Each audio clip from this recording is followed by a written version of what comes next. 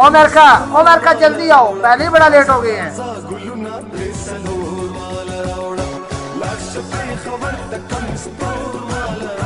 ओए अमेरिका जल्दी आ जाए यार, देख कितना टाइम हो गया है।